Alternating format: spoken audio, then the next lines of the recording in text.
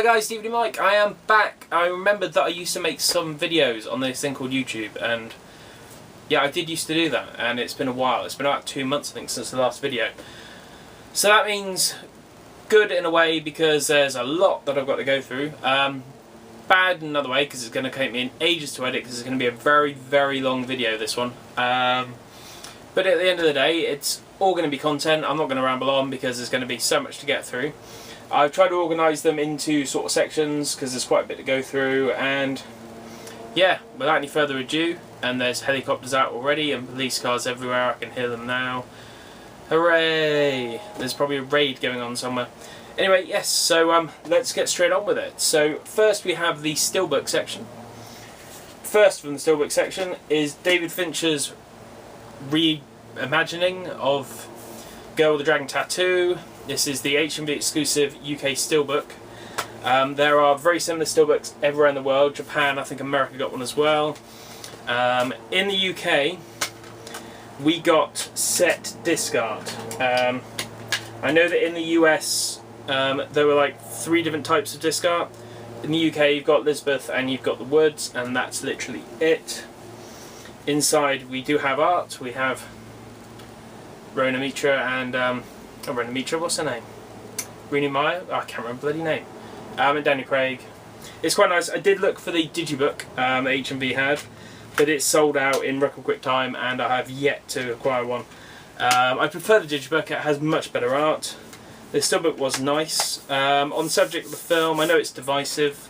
I know that Oscar didn't like it, but I liked it better. I thought the change to the ending. I thought the acting was really good. Not to say that it disvalues the originals. The original's still there. I just like what Fincher did with it. It's a David Fincher film. It's a visual masterpiece. It looks absolutely beautiful. And yeah, I do like the change in the end. Yeah, I don't see what the fuss is really. I thought, you know, the book was a bit to begin with. It's pulp fiction. It is what it is. I don't think it's the second coming like everyone else seems to. I like it. I think it's a good film. I think it's well worth the purchase. Yeah, and quite a nice edition. I still want to get that digibook from somewhere. I'll have to scour eBay. I know someone that got one recently, but yeah, I don't want to pay silly money for something I already have. If it was an HMV when I walked in and bought that, yeah, I'd pick it up, but I'm not too bothered either way. Next we have a couple of Play.com exclusive steelbooks to go with basically what's now becoming my Avengers steelbook collection. We have, firstly, Ang Lee's Hulk. These are Play.com Universal 100 exclusive editions for their 100th anniversary. So we have horizontal steelbook, art front and back. Now all these horizontal steelbooks for some reason only have artwork on this side. Underneath the disc is blank. I have no idea why, but that's what they want to do, that's what they want to do. It's the same disc as previously released, just in a shiny new steelbook. I now have Thor and Captain America as well, as people have seen in my previous updates. So all I need is the 2 Iron Man movies, and I've already ordered my Avengers steelbook. So I have them all together in steelbook. It looks quite nice ordered. And we also have, again, Play.com exclusive, the Incredible Hulk horizontal steelbook. Backing card there. Again, same thing, just a picture on that side, the Abomination. And that image on the back. Again, same disc, just released on steelbook, you know, just for their 100th anniversary. There's quite a few ones they've done as well. I think Fox released some at the same time. About these steelbooks, they were $9.99. They were very cheap. There are paint issues on both of the ones I had, not scratches from postage or anything like that. They're just literally paint issues. I think they're quite cheap. But at the end of the day, I'll have, there's rumours of Paramount doing a 100th anniversary of the line as well through Play. So if they do it, hopefully they'll do Iron Man 1 and 2, or at least Iron Man 1, and I'll be able to get the whole thing in steelbook and just have the whole Avengers steelbook collection, which would be quite nice. Yeah, so worth picking up for $9.99, but don't expect the world from them. Next we have another HMV exclusive. We have the Sherlock Holmes Game of Shadows steelbook. I know this is the same as the Japanese one, I think the Future Shop one. Correct me if I'm wrong. It's got the little backing card there. This is quite nice. It's a dual play or triple phase. It's got ultraviolet with art inside as well, which is always nice. It's a very nicely made steelbook, very, very good looking. People haven't seen the film. If you've seen the first one, you will love this. It's actually better than the first one, I think. Has great action sequences and is really cleverly written. I did note when I saw it in the cinema though, I did not need to see naked Stephen Fry at 50 foot. I like Stephen Fry, just not naked Stephen Fry at 50 foot. It's a bit put you off your popcorn. Great movie, great steelbook. I think it's out of print already, but if you can find it, I'd recommend it. It's a great looking steelbook. Next we have one that I tried to get for ages. It's sold out instantly. I thought there would be plenty of them, but not plenty of them apparently. So I had to wait for it to be released. I bought the normal Amray version of this film, and then had to I gave it to my brother in the end. And had to wait and wait and wait until someone thankfully returned a copy, or whatever else happened. Play.com found more stock. We have the Play.com exclusive steelbook of Mission Impossible Ghost Protocol. Absolutely amazing film. I'd say that it's probably the best action film made in the last 10 years until I saw The Raid. The Raid's just the best action film ever made. Best American action film, probably. Nice inside artwork. And I haven't taken the little backing card off the back, so I was going to keep this quite nice. I mean, if you've seen it, it's worldwide. It's got them all sort of getting out the plane on the back of it. I don't want to really take it off, sorry, but I just want to keep it nice. The Best Buy version of this was 3 discs, and apparently there are some picture quality issues. I didn't notice any of the issues on the UK version. The UK version is 2 disc. But yeah, be wary, there are some issues with the picture quality, some macro blocking in the background on like dark scenes, mostly the prison scene. There we go, that's the image that's on the back of it, just in black and white. Yeah, great movie. Hope they make a new one. They won't get Brad Bird back, which is a shame because he's really proven himself as a great action director. But yeah, well worth picking up. Next we have another Play.com exclusive. This is sealed at the moment. It's going to remain sealed because I've got another version of this film that I can watch on Blu-ray. I just bought it because it was, you know, $9.99. This is one of the Fox Blu-rays that I mentioned earlier. We have David Fincher's Fight Club. It is quite a nice looking steelbook, and I thought for a tenner, at the end of the day, I can keep it sealed. It's the same disc as previously, just in quite a nice steelbook. So I thought, yeah, it'd go quite nice in the Fincher shelf, along with, you know, Girl with the Dragon Tattoo. The only Fincher film I don't have in special packaging at the moment is The Game, because there's only one released worldwide from Universal, without any of the extras which they've licensed previously from Criterion, from the Laserdisc. But apart from that, you know, there's everyone else I've got is either steelbooks, slipcase, or digibooks. They're all special packaging. It'd be nice if the game got a decent release from Criterion. That'd be cool, just because it'd have decent packaging at least. And then the last of the steelbooks, we have yet another HMV exclusive. I think it was HMV. It's either HMV or Play, one of the two. We have Chronicle. Great film, written by Max Landis, created by Josh Trank. Josh Trank's become the superhero darling at the moment. He's been given everything like Fantastic Four and Venom by Fox because he made a superhero movie really cheaply. And they like things that are cheap, and they like things that make money. So they don't want these overblown sort of huge epics of movies that don't make any cash. They want to actually, you know, get some money in the tills. I think this was like $17.99. I love the movie anyway, so I was quite happy to, you know, buy it again and just watch it. So yeah, I don't know. It's a nice looking steelbook. It's not the best I've ever seen, but at the end of the day, there was a steelbook available, so I thought, you know what, I'm going to pick it up. Oh, weird little break there. The helicopter's flying overhead like you wouldn't believe, and you couldn't hear a single thing apart from the helicopter. So I had to stop and had to go back. I'm going to have to do this a little bit again, which is a pain in the ass, but it always happens in my videos anyway, so let's carry on. Next ones we have are just some randoms that I picked up from just various online places. We have Never Sleep Again, The Elm Street Legacy. This is a German Blu-ray release. It is fully in English. I never actually saw this on DVD. I kept meaning to buy it, but it never came out in the UK. I don't think it's on the block set. I need to learn to talk. I don't think it's on the box set, either the DVD box set or the Blu-ray box set. The Blu-ray box set's missing some features anyway. But this is really cool because it's literally, what is it, 240 minutes of behind the scenes stuff from the Nightmare on Elm Street series, including the documentary Never Sleep Again, The Elm Street Legacy. It also has B-roll footage from, I think it's Nightmare on Elm Street 5, correct me if I'm wrong, but it was $8.99, and for 3 odd hours of just behind the scenes stuff on how to make movies. That's the type of stuff I love. I love documentaries on how to make movies. It might be a bit of a puff piece, but I thought, do you know what? For that much money and with a cool cover art, which I suspect is actually from the remake. I don't know. I can't remember seeing that art before.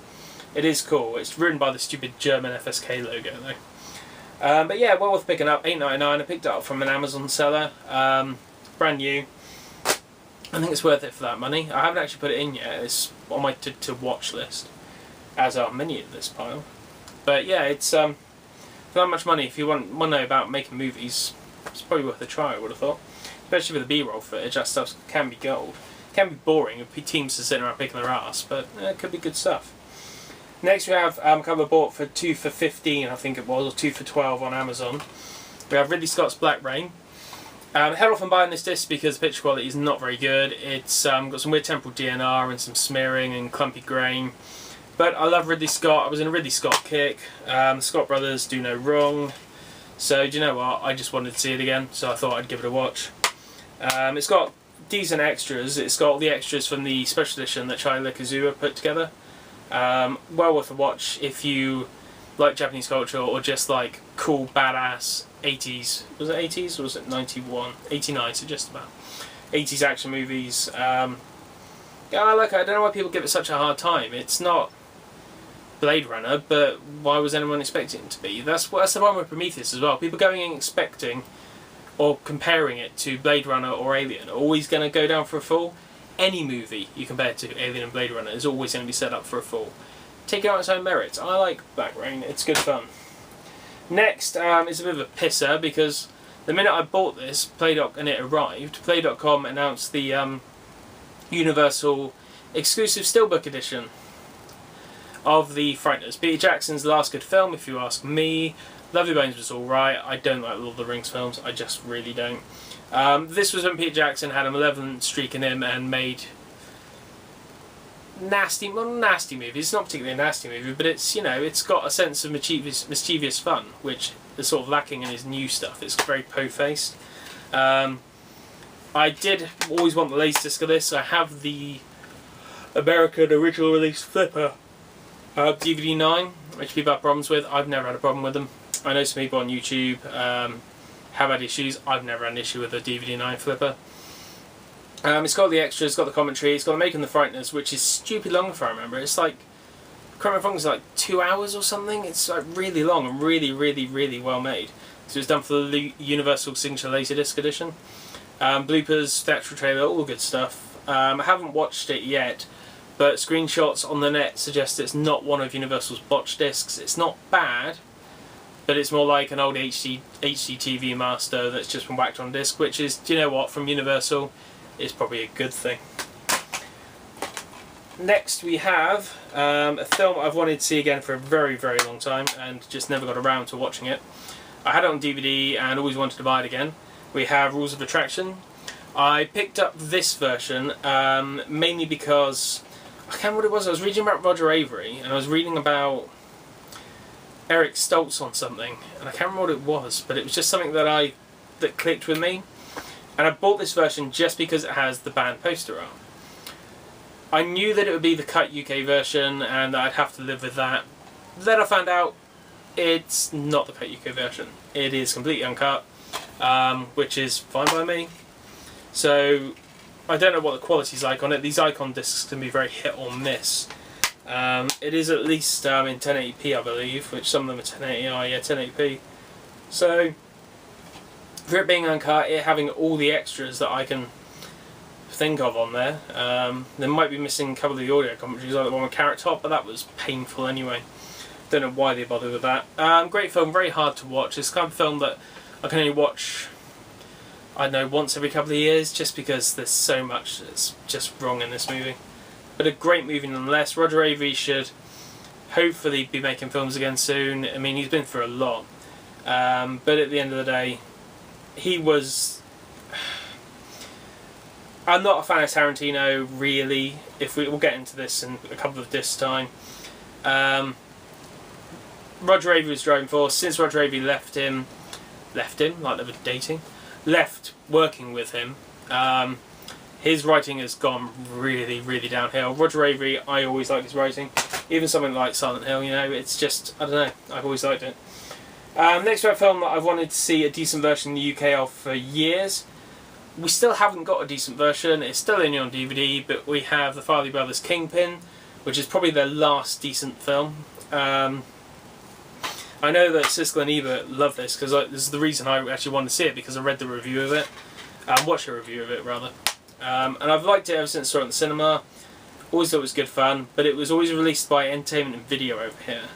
And I don't believe it was anamorphic. If it was anamorphic, it was in the wrong aspect ratio. I think it was 16:9 cropped, and this is 2.35 to 1. It's still missing all the... Always you all want to do these things. It's still missing all the extras of the US version, but at the end of the day, I think it was like £3 from HMV. Both me and my brother bought it at the same time because we both wanted to see it again. And I don't know, it's a great film. It's one of the best comedy movies ever made, and people rate Dumb and Dumber above it, which always puzzled me because it's not as good, personally. Quarter of the way through now. Next we have a little section which is basically what my brother got me for my birthday in April. God, April. You can tell it's been a long time since I did a video. So first of all we have the exclusive, I think it was Future Shop version of Drive with the satin bomber jacket version. It's just a slipcase. The inside version looks pretty much identical to the American and English version. There are different qualities of picture on these releases. The English one is probably one of the worst. The American one is the best from Sony, but it is region locked. Same with this, region locked. That's why it's sealed. I'm not going to open it. I'm just going to keep it with my steelbook and my other UK edition.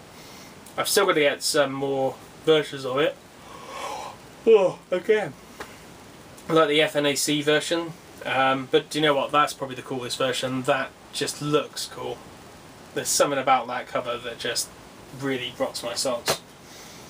Next we have the rest of the stuff, which is basically stuff that is pretty much all out of print as far as I can tell. So he's did a lot of scouring on eBay and through other places on the web just to try and get stuff that you can't buy in a shop.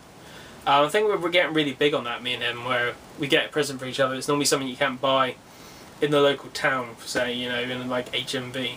So first we have the Criterion DVD version of the amazing Getting the Film Fearing and Loathing in Las Vegas. I know a lot of people love this movie on YouTube. I love it too. I haven't seen it in a very long time because I was waiting for the Criterion Blu-ray. And of course, I waited so long, and Criterion obviously region locked their Blu-rays, which is a pain in the arse. And region locking of Blu-rays is a bit harder to get around than region locked DVD is. So I can just whack this on my laptop and it'll play.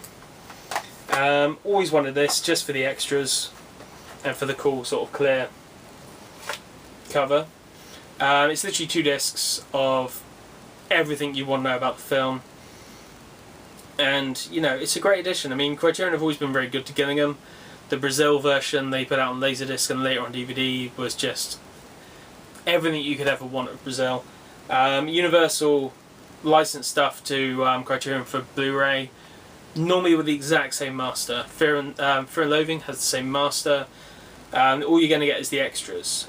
Brazil has the same master, and Days Confused has the same master. So Criterion doing their best 4K masters but it just doesn't happen anymore. It only happens if a lot of money's put in for it, like something like Rushmore or what's it called? Thin Red Line. But I think, even though I've been told different, I still think Fox chipped in a little bit for the Thin Red Line. Next we have one of my favourite animated series ever. We have Batman the Animated Series, The Legend Begins. I believe this is the first couples of episodes. I could be completely wrong because the UK releases were not in order. We never got a complete box set. But I was looking for this about 6 months ago, and you remembered that I just wanted to watch some of it. I think Nostalgia Critic did his best episode list, and excuse me again, I just wanted to see it again. It's got a couple of extras, but I just really want to watch episodes of it, and you can't really do that very well in the UK. I think US Netflix has a couple on, but I'd rather the DVD. So I need to really sit down and flick through these one night when I sort of have nothing else to watch. As you can tell, I've got quite a lot to watch. Next we have another Ridley Scott film, funnily enough. An edition I've always wanted. My brother actually had this edition. I never had it and was really jealous. We have the Ultimate Edition on DVD of Legend. This is an American release. Let's open again. Ah, yes. So you flip it open and you have the darkness there. And then the two discs. It's a really, really good package. Friends of my channel will know that I have the US Blu-ray of this now, which has both versions, and I believe most of the extras. I don't know if everything got carried across, because it's a really, really full-up disc. But yeah, it's a troubled film. It's not perfect. It gets compared a lot to things like The Princess Bride, but I don't know, it's like high fantasy is very hard to do well. Especially when it's like the silly elven type fantasy and you're not going to be dark with it, you want it to be quite light. But I think it's amazing. I think Tom Cruise is great, and he comes off as a bit annoying at times, but it's just a really, really, really good film, and it's a beautiful edition. It's a shame they don't put that much effort into DVDs now. I mean, just, you know, the signature and the... Oh, it's just so, so good. Well, I have it now, so I'm happy. Next we have yet another edition that I've always wanted, and he managed to track down. We have the Pioneer Special Edition tin of Akira. I do have the UK steelbook of this on Blu-ray now, but this has a lot more extras.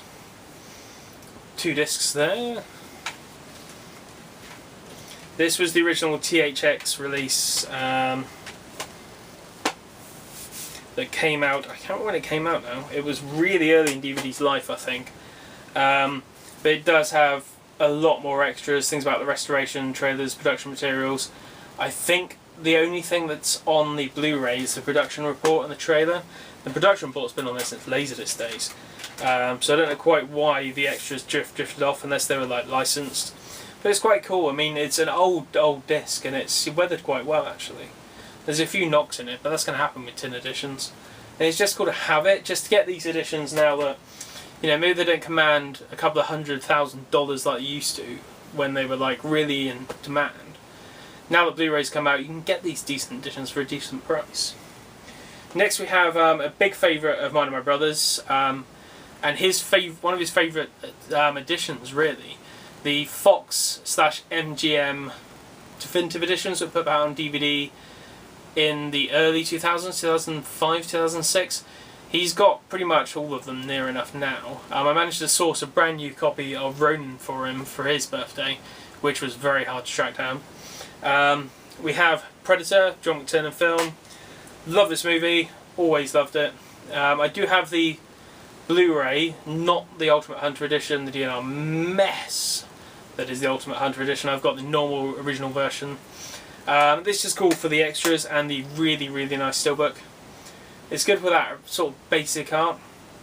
Now they try and go a bit too fancy with it, and they try and, you know, that weird blue Ultimate Edition art, Ultimate Hunter thing, oh, I don't like it. That's the best edition for like artwork. The DVD that came from was ugly as sin. Those definitive editions had really nice artwork. The Even 3 one's nice. I mean, they're all pretty cool. The Ronin one was kind of, again with the yawning, kind of boring, but it's not bad. It's still better than most DVDs. And last but not least, for my brother, we had one of the first versions of this film I ever owned. The Forefront Video Gold Edition of Evil Dead. This is the cut UK version that came out when it was reclassified, when it was censored, before it was taken off. I've got the preset Betamax that he got me, and I've got another version which I believe is an original Palace Pictures one, or it could be a recut. I've never actually watched them. One of these days I'll have to actually buy a VHS player again. There's a couple of like Goodwill stores, you'd call them if you're American, like places in town, British Heart Foundation, I think they've got like an AV shop where they've got like sofas and they've got TVs, like really top of the range Sony Trinitons. They were like 700-800 quid in the day, 20 quid. And they've got a few VHS players in there, so I keep looking at it thinking, do you know what, for a tenner I might have to pick one up. There's just no room on my entertainment rack at the moment until I move out. My latest player's not even there, so I'm not going to put my latest player out of the way for a VHS player. Latest goes first, I think. So that's all the stuff from my brother. Big thank you to my brother for the awesome stuff that he got me. He always gets the best stuff by a long way. Next we have a couple of DVDs I picked up. I'm trying to educate the guys at the Blockbuster I run, basically about decent films, what I call a decent film. And there's very few people that like this next film. I know of two, well, technically three, me, my brother and my mate Paul. We have Stephen Hopkins, weirdly related to Predator, because he directed Predator 2, Judgement Night.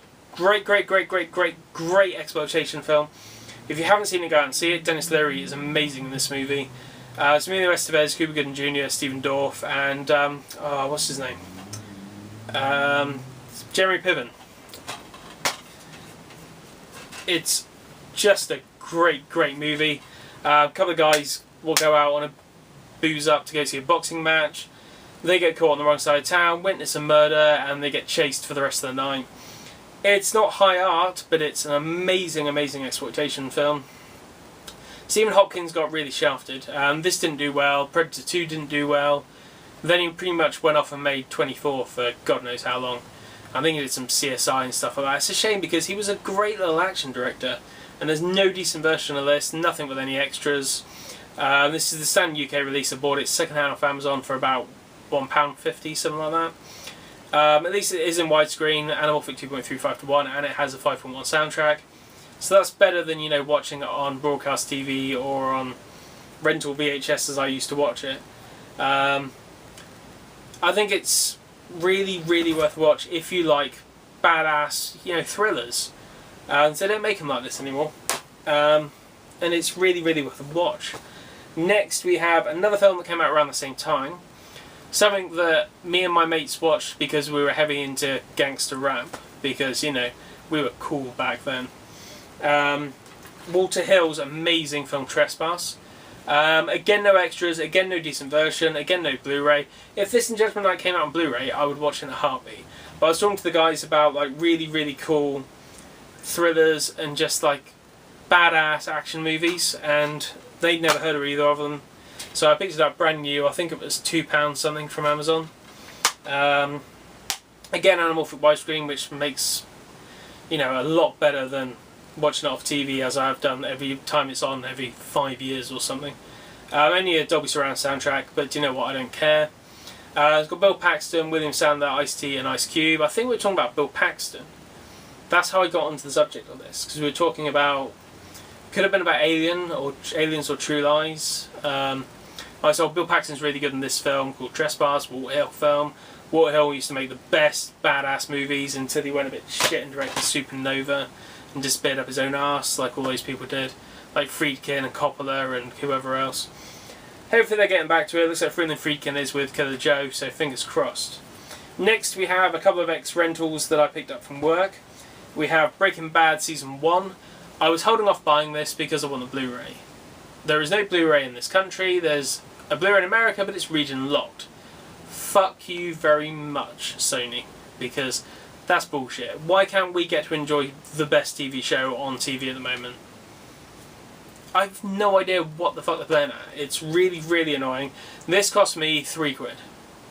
It's been rented, I think, once or twice, which is criminal in itself. But it was literally one of the ones we had to take off and one of the ones we had to turn to sell through. So, do you know what? I picked it up. There's one disc which has a few scratches on it, but it plays perfectly. And the other disc is absolutely perfect as well. Slipcase is a bit banged up, but you know what? For a couple of quid, I don't really care. To be honest, I would actually probably watch this on Netflix before I watched it on anything else, because Netflix USA at least has all the episodes. But it's just criminal that 5 in the UK barely show it. It's coming back for its last series now. I think it's in about 30 days, maybe less than that. It's criminal that people don't watch it as much as they should do. It is the best show on TV at the moment. It's absolutely stunning. We need Blu-rays. I know the only way to go Blu-ray in the UK for it, if you don't have a multi-region player, is the Australian version. They are expensive. I'm trying to source them, but I don't want to spend a fortune on them, really. Hopefully when they finish, because in 30 days when the new series starts, it's a 2-part series. So you get a series this year and a series next year, then it's done forever. So I'm going to wait, and hopefully they'll release a Blu-ray box set at the end of it. I just picked that up just in case I wanted to watch it, you know, in the meantime. If I don't have an internet connection for Netflix, I can just whack it on. Next we have another TV show that my brother got converted to recently. He likes it a lot. I knew a few other people that like it. I've never seen it, but I was willing to give it a chance. Got series 1 of True Blood on Blu-ray for £10. Actually, it was less than that. It's about £8 with discount. Comes with a quite nice digibook. I know someone that's trying to talk to me about how this all sets out, and it sounds ridiculously silly, actually. I thought it was a bit more dark and menacing. But some of the stuff that I was told, I was like, really? But do you know what? For £8, why not? I've got Series 2 waiting for me at work if I want to get paid at the end of the month for, again, £8 on Blu-ray. I think it's worth it for that. I'd rather, you know, pick them up, because the HBO stuff is not on Netflix. It's not on anything else apart from HBO Go, which we can't really get in the UK because we're not HBO subscribers, because we don't have a way of watching it. So, do you know what? I thought, sod it, pick it up, give it a try. For £8, it's worth a go for £8, especially on Blu-ray. So, I don't know. I reserve judgment. I never really wanted to see it, but for that much money, why the hell not? Next we have one of my favourite films of all time. Very few people have seen this one either. We have Beautiful Girls, directed by the good Demi, Ted Demi, who is unfortunately dead. Jonathan Demme gets all the praise. He did Silence of the fucking Lambs, which I just don't rate over something like Manhunter. Ted Demme was amazing. He had real heart. He also invented, well, co-created UMTV Raps, which is a cool little bit of trivia. It's cool. I used to like UMTV Raps, again, gangster rap when I was a kid. This has no extras. It is an appalling looking disc from Studio Canal. Surprise to fucking surprise. But do you know what? For, I think it was about £10, I picked it up instantly. This and Things to Endure When You're Dead are great movies written by Scott Rosenberg. Scott Rosenberg is a really underappreciated writer even. He also helped High Fidelity. Weirdly enough, Gone in 60 Seconds. I don't rate that from him, unless it was like script doctoring. It's a great film about just guys getting older from high school and the trouble but from, you know, beautiful girls, as it says. There's a very, very young Natalie Portman in it, being a bit Lolita-ish in kind of an innocent way.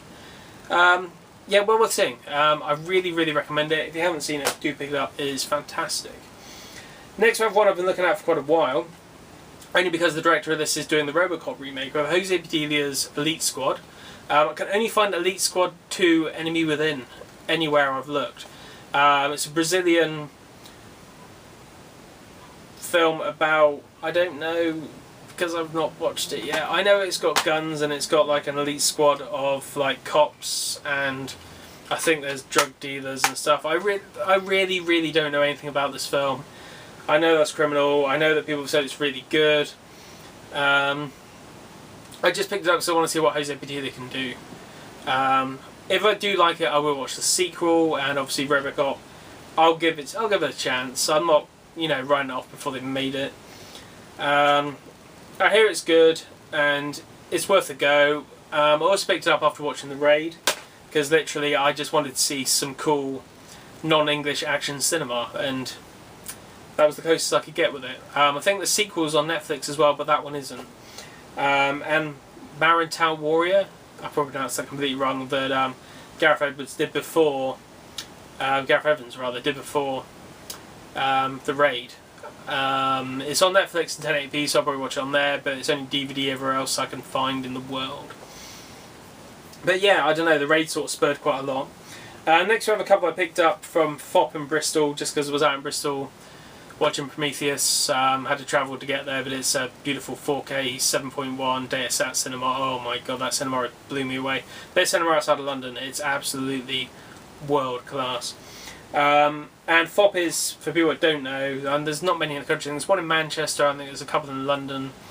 They're basically HMV's outlet store, so anything HMV can't sell, they'll whack through to FOP. FOP will whack out really cheap. It's not a bad idea, you get some good bargains. There are a few here that were pretty newish, but were cheaper in FOP than they were in HMV. We have Roman Polanski's Chinatown. Politics aside, I'm not a big Polanski fan. I like Frantic. I think that people come in and rent Unknown all the time think it's the best like thriller ever made. It's like, no, watch Frantic. It's the same film but miles better. This is really good for Robert Towey's script. It has no extras really, apart from a really awesome commentary by where is it? It doesn't even say on the back at all. Now I'm starting to worry that it's not on the UK disc. But the American version, at least, has a commentary by David Fincher, because it's one of his favourite films. You do have an 8-page, well, a 4-page colour book by the looks of it, which is kind of cool. It's a beautiful movie. It's not a bad transfer from Paramount, but considering Paramount can be as bad as Universal, that's quite faint praise, really. Great cover art. The original poster should always be the cover art. Take note, studios. That is a beautiful poster and should always be at the forefront of your releases.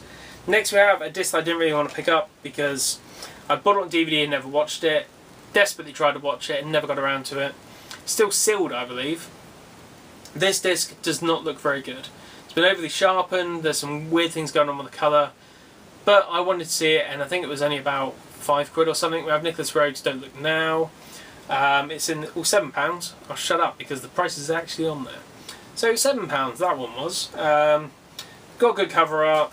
It's got a nice slipcase. It's kind of matte, kind of a weird sort of rough matte slipcase. It's got decent extras. It's got audio commentaries. It's got features. It's got tons of stuff. So do you know what? I thought for that much money, why not? At the end of the day, it's probably not going to make any better because, oh, what a surprise, Studio Canal have got it, so they're going to fuck it out no matter what.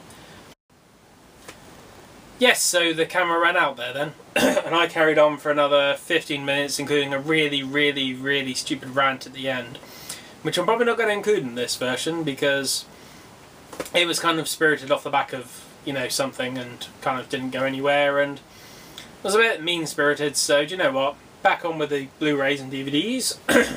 There's only a few left to go through now, and I had popcorn at the movie, so my throat's starting to get a bit dry, so I really need to get through them. So, next we have Tarantino's best movie, Jackie Brown. There, I've said it, it literally is for me his best movie. As I said before, I think he's better with Roger Avary. I think the parts of Pulp Fiction are the best, the bits that Roger Avary had input on. Reservoir Dogs I really like. This, I was a fan of Rum Punch anyway. I love the novel, I love Elmore Leonard's stuff.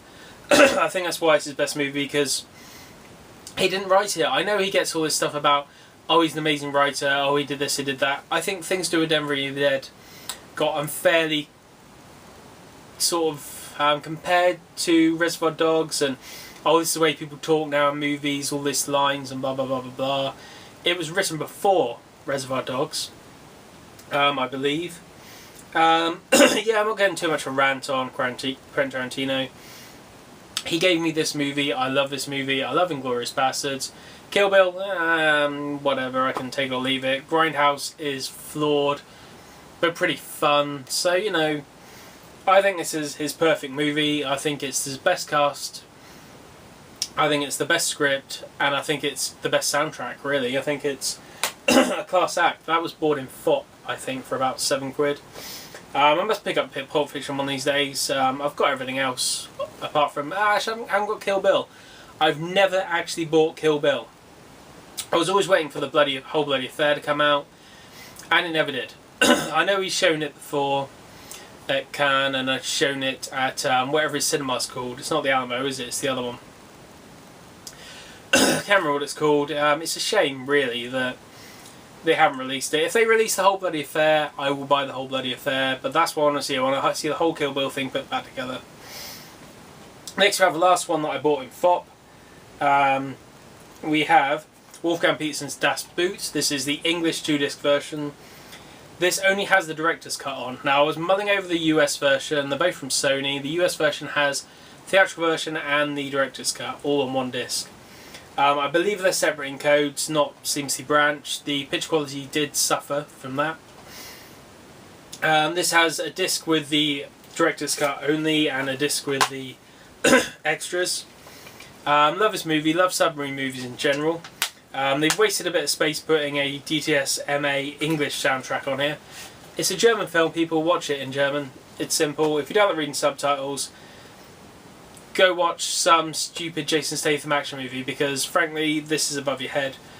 I know that's a bit mean, really, but it should be watched in German. It's a German movie. Watch it in German. Let's say I love submarine movies in general. Was umming and ahhing between this and the US release. I did have the re-release on DVD. The first release on DVD, when they remastered it. Sony remastered it and did a 8.1 SCDS soundtrack for it. And basically they went back and sort of painstakingly remastered it. I own that, and I think I've got the miniseries somewhere, but I can't remember where on DVD. It'd be nice to see the miniseries as well, but at the end of the day, it's a great movie. Wolfgang Petersen's best. He's kind of gone downhill from there. I don't think he's done anything that's remotely as good. I like In the Line of Fire, that's alright, but he really needs to calm down and just make a film slowly. Troy, again, anyway, his best film, and he's sort of fell downwards from there. Would I like to have seen his Batman vs Superman? That would be quite cool. Next we have another submarine movie, probably my second favourite submarine movie, after Das Boot, and followed then by Crimson Tide, possibly. We have John McTiernan's awesome Hunt for Red October.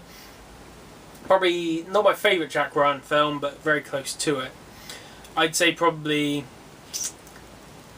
Clear and Present Danger, then this, then Patriot Games and Summerville Fears, and I even like Summerville Fears. This is not a regular looking disc. It is very DNR'd, very clumpy grain. It looks okay for what it is. The soundtrack, the True HD soundtrack, is amazing on this disc. For a film made in 1989, it really is fantastically done. There's some weird ADR moments in it, but it's beautiful, and it actually has the poster art. Pay attention, studios, look, poster art. I know we can get Summerville Fears on Blu-ray over here, never came out. We can get Clear and Present Danger and Patriot Games, and both of them have really bad photoshopped covers. Both of them are, again, DNR messes, so probably worth avoiding. I think Summerville Fears is alright though, because it's quite a recent movie with a digital intermediate. So Paramount will just credit from that, as opposed to an old HD, an HD TV Master, just slapped with DNR like that one is. Next we have one of my favourite films of the year. We have The Muppets, directed by Nicholas Bobbin. Oh no, it's James Bobbin, isn't it? And Nicholas Stoller and Jason Segel wrote it. Just a great film, full of whimsy, full of laughs. For kids that were seeing it, for me at my age, it is a fantastic movie. It's really light-hearted, it's really funny. The only thing I didn't like really were some of the celebrity cameos. Jack Black was in it way too much. He got so much screen time. It was pointless. You didn't need Jack Black in it for that much time. He wasn't funny the first 10 minutes, let alone the rest of it. I'm sure someone else helped. Yeah. Not that I just saw it for Amy Adams. I like the Muppets anyway. It'd be cool if they started releasing all the Sony Muppet films and the Disney Muppet films. If they got together and did a big box set, but since they're two separate companies, I doubt they will.